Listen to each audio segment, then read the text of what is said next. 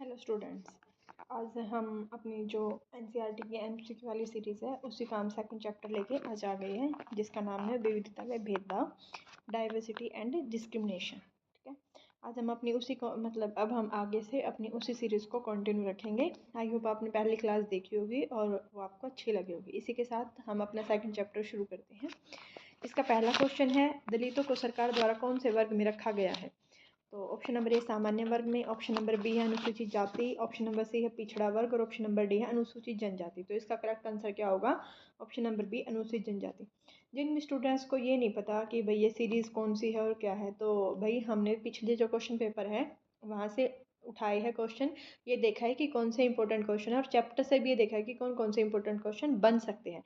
वो सारे ही हमने इस वीडियो में कवर करने की कोशिश की है। भाई सबको पता है कि आगे सीटेट का पेपर आने वाला है, उसमें प्रीवियस ईयर क्वेश्चन पेपर जरूर आते हैं, प्रीवियस ईयर क्वेश्चन पेपर से जरूर आते हैं और एनसीईआरटी से तो वो उठाते ही उठाते हैं एसएसटी का।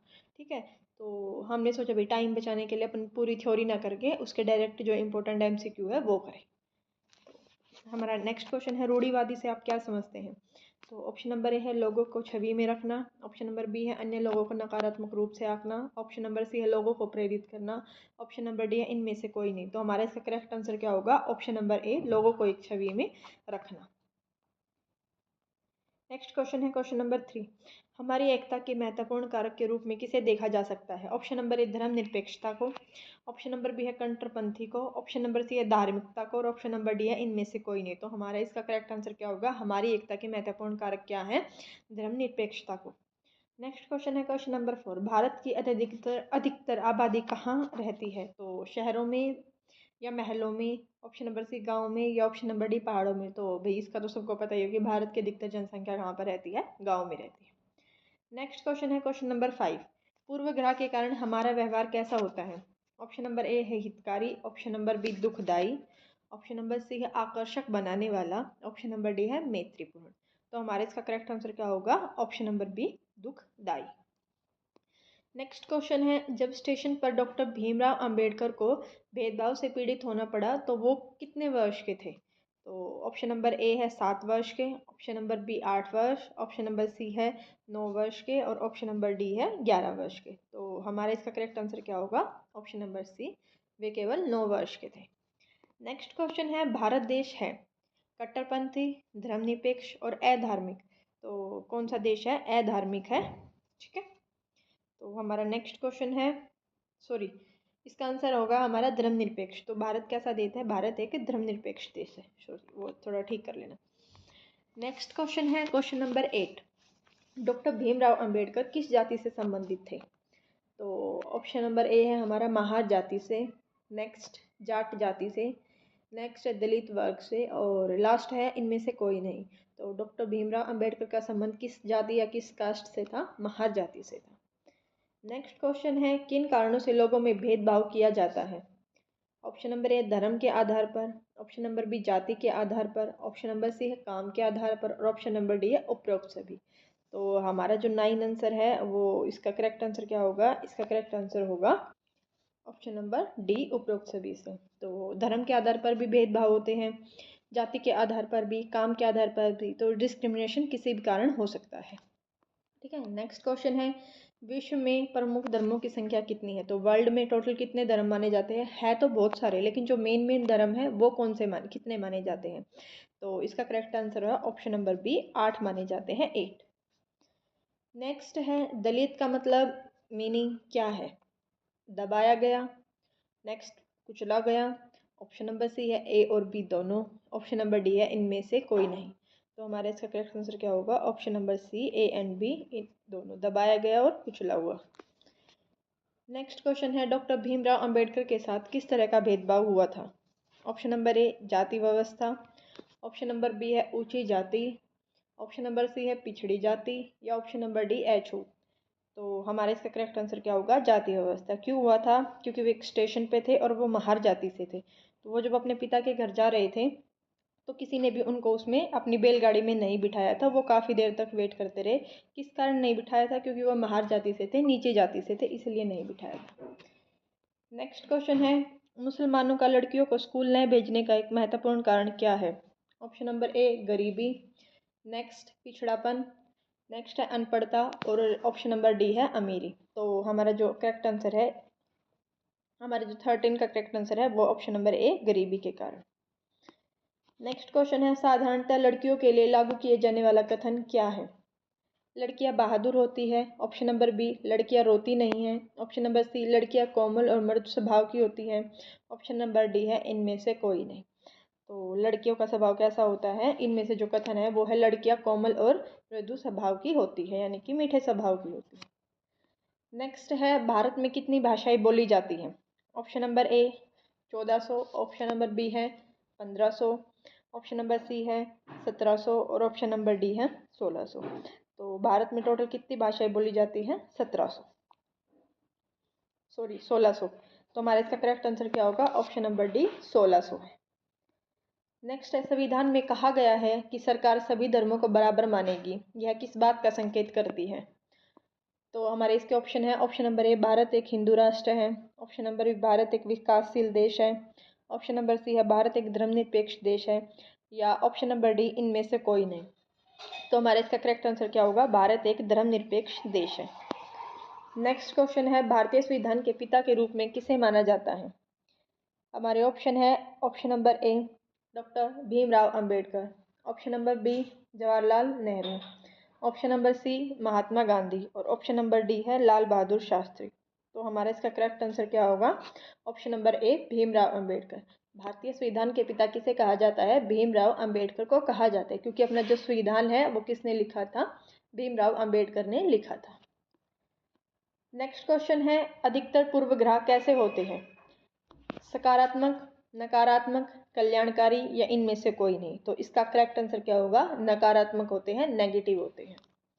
पूर्वग्रह क्या होता है? पूर्वग्रह होता है जब हम किसी को जाने पहचाने बिना ही उसके बारे में पहले से ही कोई राय बना लेते हैं, उसको अपन पूर्वग्रह बोलते हैं। कि किसी को देख के ही ये बता देना कि ये तो इसका तो नेचर ऐसा होगा वैसा होगा, तो उसको बोलते हैं पूर्वग्रह। किसी को जाने पहचाने बिना उसके बारे में पहले से ही कोई राय बना लेना। नेक्स्ट है भारत में किए जाने वाले नृत्यों की संख्या कितनी है? 100 से अधिक, 100 से कम, 50 से अधिक या 150 से अधिक। तो हमारा इसका करेक्ट आंसर होगा ऑप्शन नंबर ए 100 से अधिक है। नेक्स्ट है डॉक्टर भीमराव ने धर्म परिवर्तन करके कौन सा धर्म अपनाया?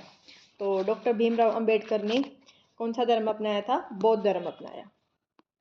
नेक्स्ट है केरल में गरीब परिवारों के बहुत से बच्चों को स्कूल जाने में मदद करने वाला कारक कौन सा है? कारक या कारण कौन सा है?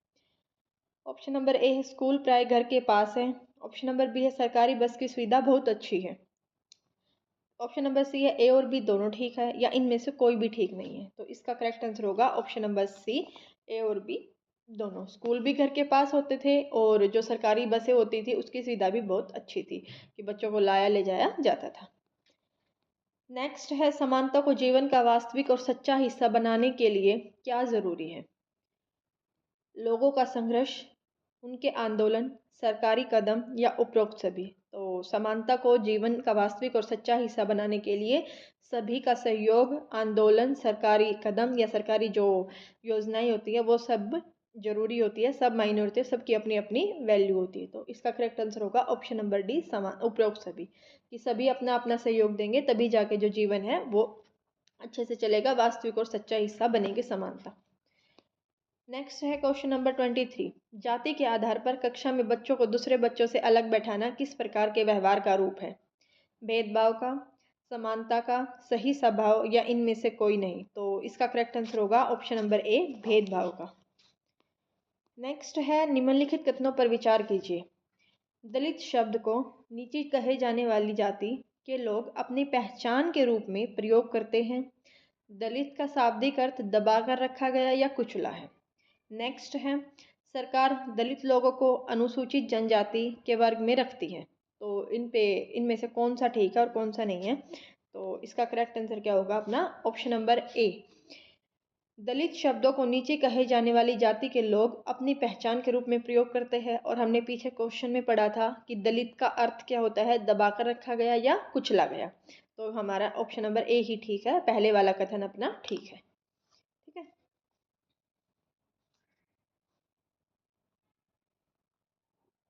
नेक्स्ट है 25। भारत देश में किन किन धर्मों के लोग रहते हैं? हिंदू धर्म के, सिख ईसाई धर्म के, मुस्लिम के, या ये सभी? तो भारत में सभी धर्मों के लोग रहते हैं, उपयुक्त सभी, तभी भारत को धर्मनिरपेक्ष देश बोला जाता है। नेक्स्ट है, माता पिता तथा अन्य सदस्यों को लड़कों को क्या कहकर चुप कराते हैं? लड़के कोमल स्वभाव के होते हैं, रोना कानूनी अपराध है, लड़के कायर नहीं होते, लड़के रोते नहीं। तो हम क्या बोलते हैं, जनरली आपने देखा होगा कि लड़के जब रोते हैं तो क्या बोलते हैं कि लड़के रोते नहीं हैं, चुप हो जाओ।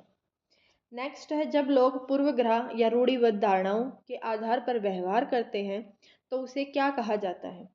विभेदीकरण, असमानता, सदाचार या दुर्व्यवहार? तो इसको क्या बोला जाता है? दुर्व्यवहार बोला जाता है। ठीक है। भारत कब आज़ाद हुआ था? तो ये तो सबको पता ही होगा कि भारत कब आज़ाद हुआ था, 15 अगस्त 1947 को। नेक्स्ट है, दलितों को संदर्भित करने के लिए सरकार द्वारा दिया गया नाम क्या है? दलितों को कौन सा नाम दिया गया सरकार के द्वारा? अछूत, टूटा हुआ, अनुसूचित जनजाति या अनुसूचित जाति? तो इसका करेक्ट आंसर क्या होगा? ऑप्शन नंबर डी, अनुसूचित जाति। नेक्स्ट क्वेश्चन है, भारतीय संविधान का मसौदा तैयार किसने किसने तैयार किया था? तो हमारे ऑप्शन है, पंडित जवाहरलाल नेहरू ने, डॉक्टर राजेंद्र प्रसाद, या डॉक्टर भीमराव अंबेडकर ने, या सरदार वल्लभ भाई पटेल ने? तो इसका करेक्ट आंसर क्या होगा? Option number C, doctor Bhimrao Ambedkar. इसीलिए ही डॉक्टर भीमराव अंबेडकर को भारतीय संविधान का पिता कहा जाता है, क्योंकि उसने भारतीय संविधान का मसौदा तैयार किया था, उसको बनाया था, उसको लिखा था। नेक्स्ट क्वेश्चन है, केरल के स्कूलों में महिला शिक्षक कितने प्रतिशत है? ऑप्शन नंबर ए है 20%, ऑप्शन नंबर बी है 40%, ऑप्शन नंबर सी 60% या 50%? तो इसका करेक्ट आंसर होगा option number C, 60%, 60%। Next question है, डॉक्टर भीमराव अंबेडकर वकील बनने के लिए कहाँ गए थे? इंग्लैंड में, अमेरिका में, जापान में, या फ्रांस में? तो जो डॉक्टर भीमराव अंबेडकर है वो वकील की पढ़ाई करने के लिए कहाँ गए थे? इंग्लैंड में गए थे। नेक्स्ट क्वेश्चन है, वे कौन से काम हैं जिन्हें समाज में कम महत्वपूर्ण माना जाता है? सफाई करना, कपड़े धोना, बाल काटना और उपरोक्त सभी? तो हमारा इसका करेक्ट आंसर होगा ये सभी, option number D. Next question है, अपराध की तरह किसे देखा जाता है? अस्पृश्यता को, गरीबी को, समानता को, या धर्म को? तो इसका हमारा जो करेक्ट आंसर है वो है ऑप्शन नंबर ए, अस्पृश्यता को अपराध की तरह देखा जाता है। नेक्स्ट क्वेश्चन है, हमारी मातृभाषा कौन सी है? हिंदी, संस्कृत, मराठी और अंग्रेजी? तो हमारी जो मातृभाषा है वो कौन सी है? हिंदी है। नेक्स्ट क्वेश्चन है, नीचे कहे जाने वाली जाति के लोग अपनी पहचान के रूप में कौन सा शब्द इस्तेमाल करते हैं? स्वर्ण, दलित, ए और बी दोनों शब्द का यूज़ करते हैं, या इनमें से कोई नहीं? तो जो नीची जाति वाले लोग हैं वो अपने बारे में कौन सा शब्द कहते हैं? दलित कहते हैं, दलित से अपनी पहचान कराते हैं। नेक्स्ट क्वेश्चन है, संविधान के अनुसार लोगों को किस चीज़ की आज़ादी होनी चाहिए? भाषा बोलने की, त्योहार मनाने की, नेक्स्ट है धर्म अपनाने की, और नेक्स्ट है उपरोक्त सभी? तो हमारे इसका करेक्ट आंसर होगा ऑप्शन नंबर डी, ये सभी। संविधान के अनुसार लोग अपनी भाषा बोल सकते हैं, अपने त्योहार मना सकते हैं, अपने धर्म अपना सकते हैं कि जिस धर्म को चाहे उस धर्म को अपना सकते हैं। नेक्स्ट क्वेश्चन है, कौन सा शब्द है जो दलित लोग अपने लिए पसंद नहीं करते? अछूत, छुआछूत, नीच, या ये सभी? तो इसका करेक्ट आंसर होगा ऑप्शन नंबर डी, ये सभी वर्ड है जो दलित लोग अपने बारे में कहलाना पसंद नहीं करते। वो क्या पसंद करते? कि उन लोगों को दलित बोला जाए। नेक्स्ट क्वेश्चन है, जब हम सभी लोगों को एक ही छवि में बांध देते हैं तो उसे क्या कहते हैं? रूढ़िवादी धारणा, पूर्वग्रह, अनुमान, ये सभी? तो हमारा इसका करेक्ट आंसर होगा ऑप्शन नंबर ए, रूढ़िवादी धारणा। रूढ़िवादी धारणा क्या होती है? जब हम सभी लोगों को एक ही छवि में बांध लेते हैं, एक थिंकिंग में बांध लेते हैं कि ये सब तो ऐसे ही है। नेक्स्ट क्वेश्चन है, मुसलमान लड़कियों का स्कूल में गैर हाजिर होने का मूल कारण क्या है? उनका धर्म, गरीबी, शिक्षा में रुचि न होना, और उपरोक्त सभी? तो हमारा इसका करेक्ट आंसर होगा ऑप्शन नंबर बी, उनकी गरीबी। नेक्स्ट क्वेश्चन है, मुसलमानों के बारे में रूढ़िबद्ध धारणा क्या है? वे अमीर होते हैं, वे लड़कियों को पढ़ाने के लिए रुचि नहीं लेते, वे पढ़े लिखे होते हैं या इनमें से कोई नहीं। तो हमारे इसका करेक्ट आंसर क्या होगा? ऑप्शन नंबर बी, वे लड़कियों को पढ़ाने में रुचि नहीं लेते। नेक्स्ट क्वेश्चन है, वर्तमान में विकलांग बच्चों के लिए प्रयोग किए जाने वाले शब्द कौन सा है? असहाय बच्चे, खास ज़रूरतों वाले बच्चे, रूढ़िवादी बच्चे या इनमें से कोई नहीं। तो जो विकलांग बच्चे हैं उनके लिए जो आजकल जो वर्ड यूज़ होता है वो है खास ज़रूरत वाले बच्चे। नेक्स्ट क्वेश्चन है, पूर्व ग्रह पर आधारित हो सकता है लोगों की धार्मिक मान्यताएं, लोगों की त्वचा का रंग, वे जिस क्षेत्र से आते हैं और ये सभी। तो इसका करेक्ट आंसर होगा ये सभी। तो पूर्व ग्रह तो हम किसी भी आधार पर बना सकते हैं। नेक्स्ट क्वेश्चन है, समानता का क्या अर्थ है? समान अवसर, समान अधिकार, समान पहनावा और ऑप्शन नंबर डी है ए और बी दोनों। तो समानता का अर्थ क्या है? समान अवसर देना और समान अधिकार देना, बराबर के अधिकार और समान मिलना। नेक्स्ट क्वेश्चन है, क्या होता है जब लोग पूर्वग्रह या रूढ़ियों पर कार्य करते हैं? विविधता, विभेदन, अपराध, इनमें से कोई नहीं।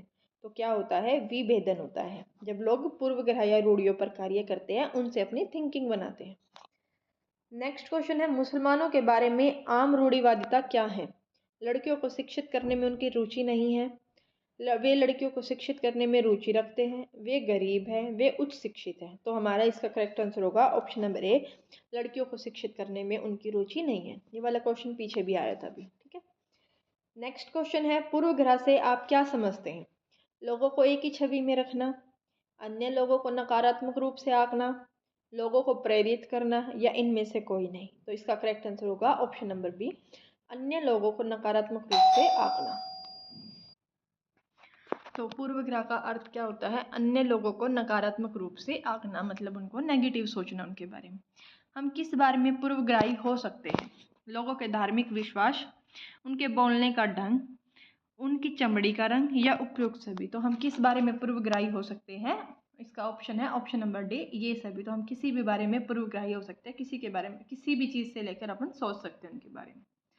नेक्स्ट क्वेश्चन है, भारत कब राष्ट्र बना था? तो भी पीछे आया था। तो इसका ऑप्शन आंसर क्या होगा? 1947 में। नेक्स्ट है, भारत के पहले नेता का नाम बताइए जिन्होंने जाति आधारित भेदभाव का अपना पहला अनुभव साझा किया था। महात्मा गांधी, रविंद्रनाथ टैगोर, पंडित जवाहरलाल नेहरू या डॉक्टर भीमराव अंबेडकर। तो हमारा इसका करेक्ट आंसर क्या होगा? डॉक्टर भीमराव अंबेडकर, क्योंकि उनवे छोटे थे तभी उनके साथ ये सारी चीज़ें घट चुकी थी, इसीलिए।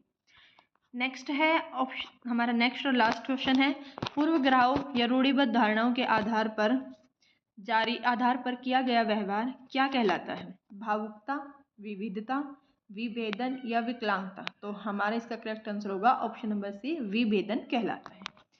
हमारी ये क्लास आज यहीं ख़त्म होती है भाई।